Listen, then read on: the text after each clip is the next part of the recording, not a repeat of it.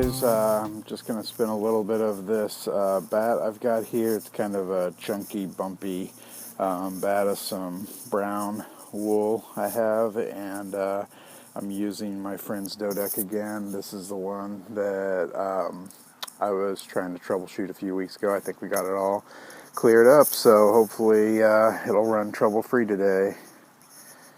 And I'm just going to tear some of this off to begin with. Might stick this on the ground as long as I feel like I can get to it pretty easy.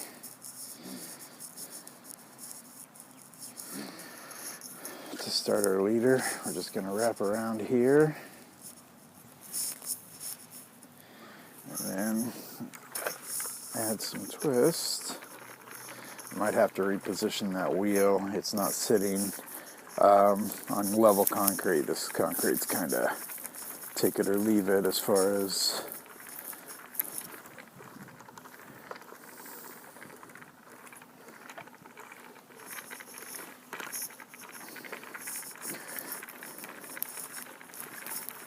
because of the state of this bat. I'm not going to be able to do a long draw. I'm going to have to draft it. Well, I mean, I'm going to be doing a supported long draw because I'm going to have to be using both hands, which isn't bad. It doesn't feel as quick to me as just taking one hand and going, but it definitely isn't a downside to having your second hand running with it. I actually was hoping to shoot today using my great wheel that I made just a couple weeks back. I think maybe most of you have seen the YouTube video. What I'd like to do is just run it for like 10 minutes, starting with an empty quill, run it for 10 minutes, and then wind off and count the yardage to see, because I know the perception is the great wheels can't spin as fast as treadle wheels, and that's certainly not the case. They might even be a little faster. The only limitation I've noticed is, you're kind of limited to the unsupported long draw since you're using one hand to actuate the wheel. I'm not really sure I'd be able to spin this fiber that I've got in my hands right now because I couldn't draft it with one hand. I would have to be pulling with my drafting hand, and then the wheel would kind of have to be pulling on the other end of it. And, if I wanted that, I'd be using a flyer wheel. I do not like things pulling on my fiber.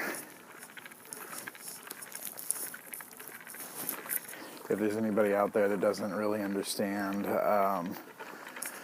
the long draw, I would say that's the biggest point, is that the fiber is so loose. You can just kind of pull it back. You can pull the mass of fiber back off of the yarn that you're spinning. You're not really having to pull any of the wool apart as you go, and that's why it works. And that's why it's hard to do it on a flyer wheel, because it's already so loose that the flyer just wants to pull it out of your hand. And in around the bobbin, the spindle wheel, you don't have that issue because it only takes up the yarn when you're ready for it to take up the yarn. And so you'll see quite a few people doing an unsupported long draw on a spindle wheel, but I don't know that it's that common on flyer wheels. And it certainly isn't a good idea on a flyer wheel anyways.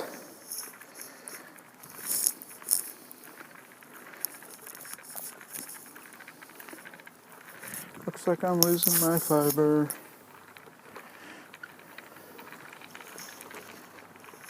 It is bitter cold out here, so I'm not treadling as fast as I can, or if the wheel's acting a bit shaky, that's because this cold is amazingly bitter.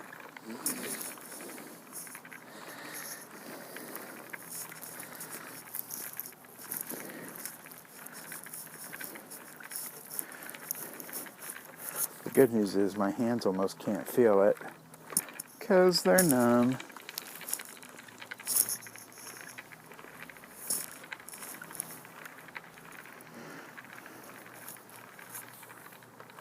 Can't really spin yarn with with gloves on though, so I'm kind of stuck with it.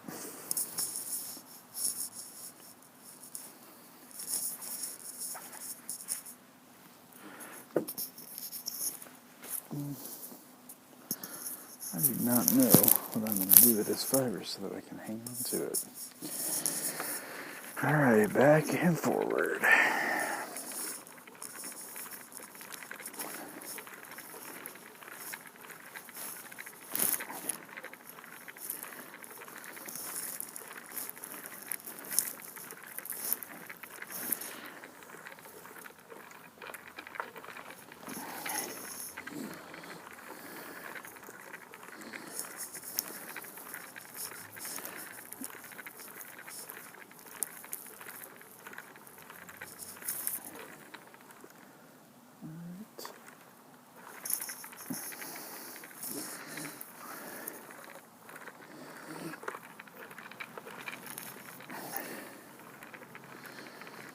The wheel seems to be doing fine. I really do think we've solved that problem. I moved the footman forward on the treadle. I had to retie it in a different way so that it would sit further forward and closer to the wheel. And then, but it was working fine. The wheel was operating fine even before I did that. But that's just going to put less pull on the wheel. When your footman is positioned back on the treadle, it's pulling forward on the wheel every time you treadle, and that's not the best idea. Most of the time, the wheel will still work. It's just it'll put pressure over time on your base and do some other things. It'll kind of give the wheel a rocking motion, where if you can move it forward where it's just right under that peg that it's actuating, then it's really just up and down motion and not more of the front to back motion. So that's pretty good. Hope everybody's enjoying their February, and you all had a good Valentine's Day. We have Valentine's Day coming up, but you guys will not be seeing this until afterwards. So I hope it went well for everybody.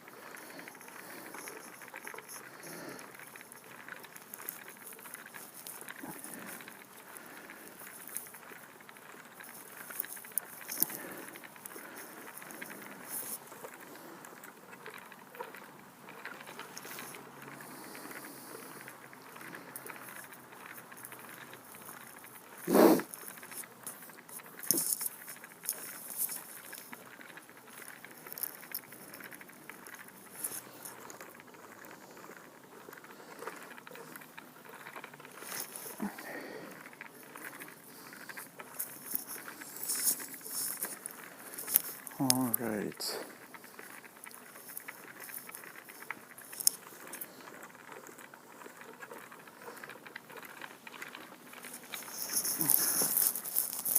Da, da, da.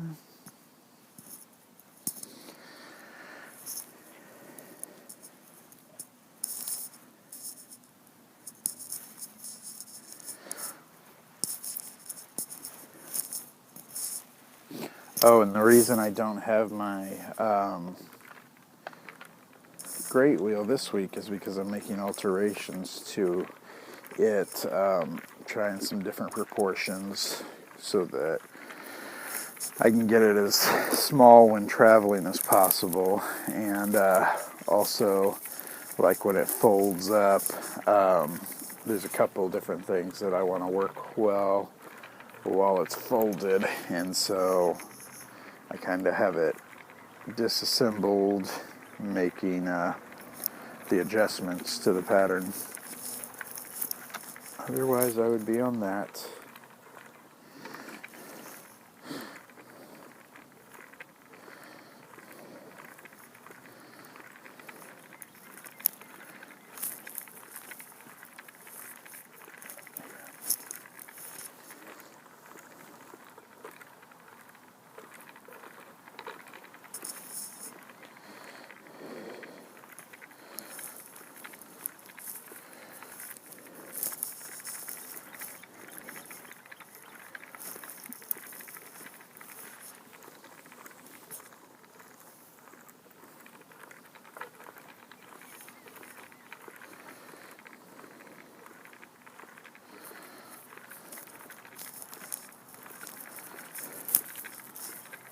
I do not know what I will use this yarn for.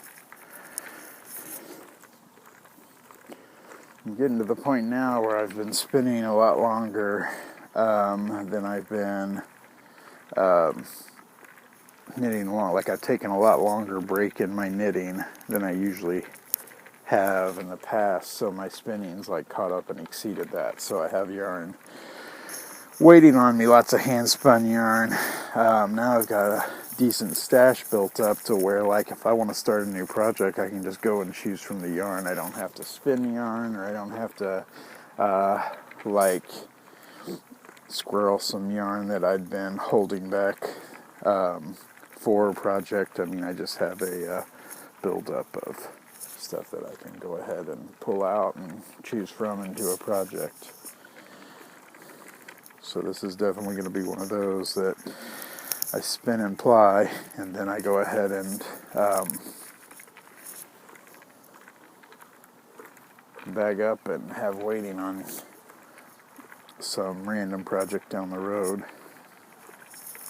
My brother lives out in South Carolina, and I need to get him a hat made. He had a hat he really liked, but I don't know if he just completely wore it out, or if he lost it, or if it got stolen, or what the deal was, but I have not replaced it since he was in need of another one. And this time that one was acrylic, and this one I want to be made of real wool.